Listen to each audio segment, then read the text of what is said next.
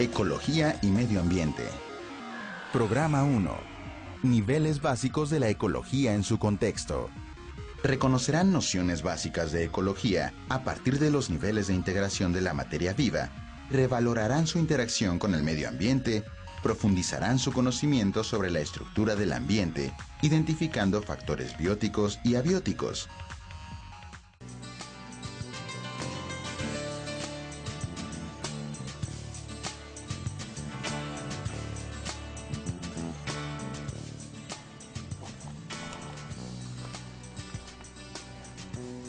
Rigo, me encanta este lugar. Tantas plantas y tan diferentes unas de otras. La naturaleza me relaja tanto, me cambia el ánimo. Pues si no tenemos cuidado, nuestros hijos no van a conocer muchas especies de animales ni de plantas como estos cactus. Ni de esta tranquilidad que sientes. ¿Pero qué podemos hacer? ¿Cómo podemos transmitirle a las personas lo importante que es cuidar a la naturaleza? Creo que en primer lugar los seres humanos debemos ser conscientes que somos responsables del deterioro ambiental, principalmente por nuestra forma de vida, sobre todo de consumo y de generar desechos. Es común pensar que no somos responsables del cuidado de la naturaleza, pero de su funcionamiento integral depende la vida, todas las formas de vida del planeta. Ahora que lo dices, leí que las 6 especies de felinos de México están en peligro de extinción y principalmente es por la deforestación, la cacería y la captura para su venta como mascotas. Mira, vamos.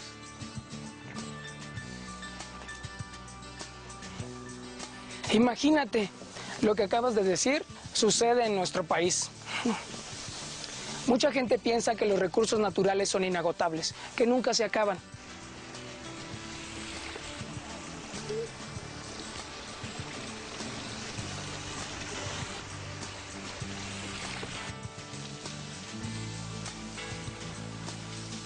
Nosotros los jóvenes tenemos la responsabilidad de concientizar a la población en estos temas.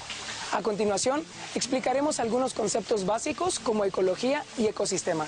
Me gustaría saber qué significa población y qué significa comunidad desde el punto de vista biológico. La ecología es la ciencia que estudia las interacciones de los seres vivos, plantas, animales, hongos, bacterias y protozoarios con el ambiente físico en el que viven y entre sí. La unidad de estudio de la ecología son los ecosistemas, que son regiones que presentan una estructura, organización y dinámica particular definida por el conjunto de sus componentes, vivos o bióticos y no vivos o abióticos. Son ejemplos de ecosistemas un bosque templado, un lago, un arrecife, un acuario. Las características de un ecosistema están dadas por la interacción del conjunto de factores y proporcionan las condiciones para la supervivencia y desarrollo de los organismos que en él viven e interaccionan. Todos los seres vivos que conviven y comparten un espacio determinado conforman el factor biótico, mientras que el tipo de suelo, el agua, la atmósfera y la temperatura, esta última determinada por el clima, constituyen los factores abióticos. Los factores bióticos, por la forma en la que obtienen sus nutrientes, se clasifican en productores y consumidores. Los productores son los que tienen la capacidad de sintetizar sus propios nutrientes a partir de compuestos inorgánicos, como el dióxido de carbono y el agua, mediante el proceso de la fotosíntesis. En un ecosistema terrestre, las plantas son los productores. En uno acuático, lo son el fitoplancton y las algas. Y los consumidores, como los animales y hongos, requieren incorporar la materia orgánica producida por los productores para incorporar a su organismo los nutrimentos que requieren.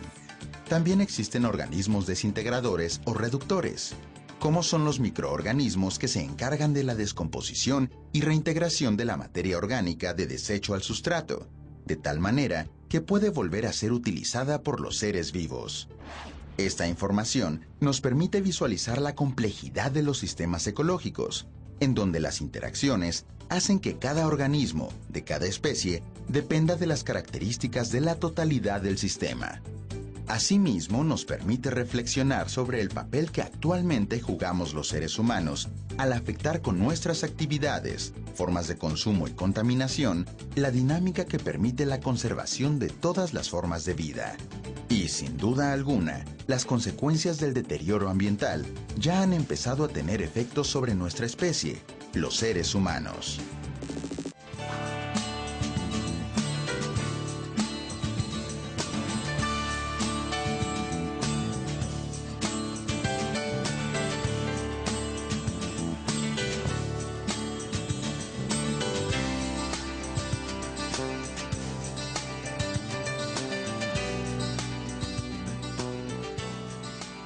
¡Cuánta diversidad!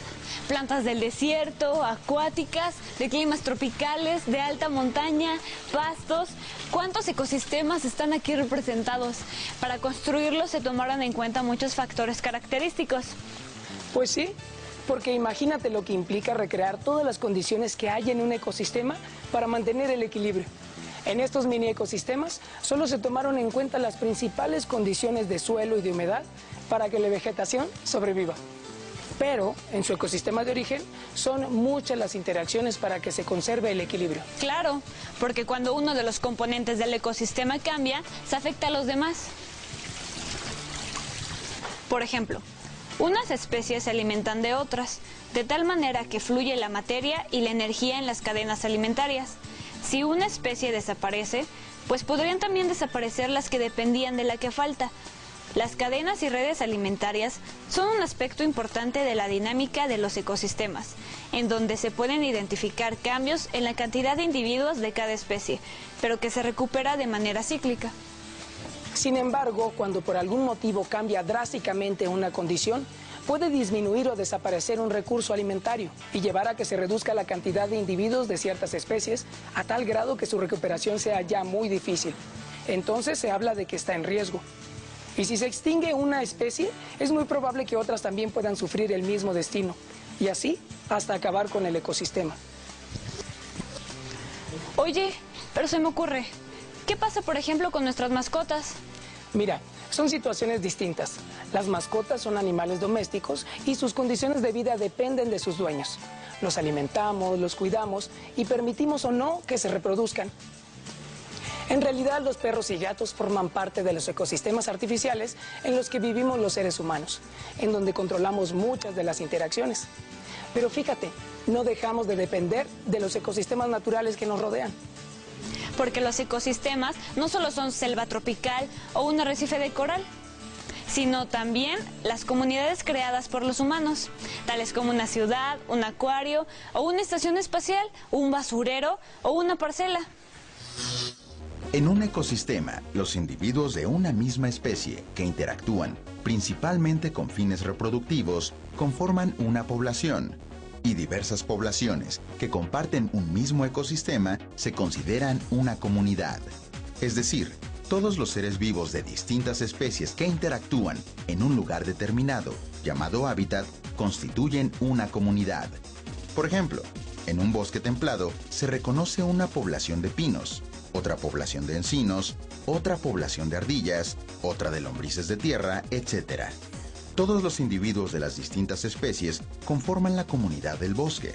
Cada comunidad posee una estructura característica que se define por la cantidad de especies y sus interacciones. Dentro de las comunidades se dan diferentes tipos de interacciones. Por ejemplo, la competencia, depredación, parasitosis y simbiosis, entre otras relaciones interespecíficas.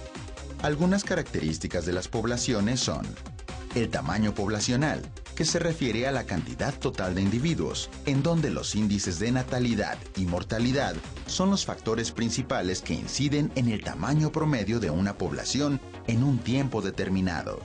La inmigración o entrada de nuevos integrantes a la población proveniente de otras poblaciones, así como la emigración o salida de individuos, también afectan el tamaño de las poblaciones. La reproducción permite la renovación de la población. La densidad de población se refiere a la cantidad de individuos que se encuentran en una superficie determinada, en un ecosistema terrestre o de metros cúbicos en uno acuático. La distribución indica la forma usual en la que los individuos de una población se reparten en un área determinada. La estructura por edades indica la proporción de individuos en las diferentes etapas de desarrollo por las que pasa cada organismo. Por último, la capacidad de carga es el número máximo de individuos que puede sostenerse con los recursos de un ambiente determinado durante cierto tiempo. Cualquier recurso esencial para la supervivencia de los individuos de una población puede ser un factor limitante del crecimiento poblacional, como la comida, los minerales y los espacios vitales. Entonces tu pecera es un ecosistema artificial en donde controlan las condiciones para que los peces sobrevivan. Cuéntame, Cata, ¿cómo le hiciste? Bueno, primero tuve que instalar los factores abióticos para las especies de peces que iba a introducir. El tipo de sustrato como la grava, un termostato y calentador para controlar la temperatura del agua. También necesitan agua con suficiente oxigenación, por lo que compré un aireador y un filtro para que absorba los detritos. En la naturaleza se incorporan al suelo y los desintegran microorganismos. ¿Y cómo seleccionaste el tipo de peces? Pues es que investigué. Por ejemplo, metí 2 especies que no fueran carnívoras y así me aseguré de que no se fueran a comer entre ellas. También calculé cuántos peces podían vivir en buenas condiciones en la cantidad de agua que cabe en una pecera. ¿Seguimos? Y además les puse unas elodeas, que son plantas acuáticas que ayudan a oxigenar y les sirven como refugio. Algunos caracoles que se comen las microalgas que crecen en el vidrio del acuario. Pues ahora que yo ponga mi pecera, ¿me ayudas? Una vez tuve una, pero mis pobres peces se enfermaron y murieron. Creo que no era buena la calidad del agua. Tenía cloro. Pues si eso pasa con una pecera de casa, lo que puede pasar a un nivel mayor, como si contaminaras un río o un lago, ¿te imaginas que de pronto, por una altísima contaminación atmosférica, ya no llegara la luz solar a la superficie de la Tierra y el aire se volviera irrespirable? ¡Nos morimos todos los seres vivos!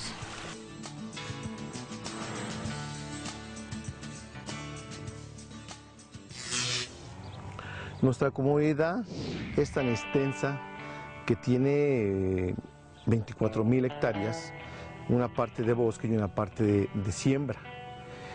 Desde hace mucho tiempo esta tierra se ha conservado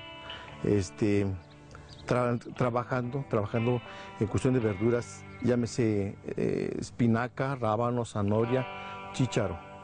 Es la tradición que nuestros padres, nuestros abuelos nos inculcaron desde que estábamos pequeños. Es la tradición que traemos en esta comunidad. Porque si ustedes ven, cada día la contaminación crece y crece y crece, y no es tanto por los carros, ya es por la invasión de que la ciudad ha crecido y se está perdiendo el Distrito Federal en pura finca.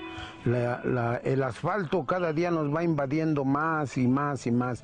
Nosotros pediríamos que también nos ayudaran vamos a cooperar juntos para conservar esto. Pues fíjate que ese testimonio me recuerda a una clase en la que discutimos sobre los alcances de la ecología, al reconocer que la problemática ambiental ha sido ocasionada en gran medida por las actividades de los seres humanos.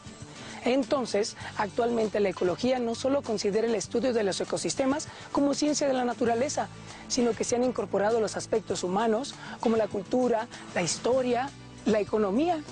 ¡Qué interesante! Yo habría pensado que la ecología se relacionaba solo con la física, la química, la biología, y las matemáticas, en el estudio de poblaciones, por ejemplo.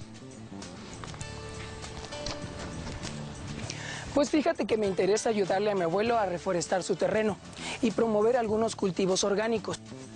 Creo que tendría que determinar la alcalinidad del suelo, que es química, matemáticas para calcular cuántos árboles se necesitan, física para diseñar un sistema de riego y además calcular los costos, el tiempo en que empezaría a ser productivo el huerto, qué hacer y cómo vender el producto.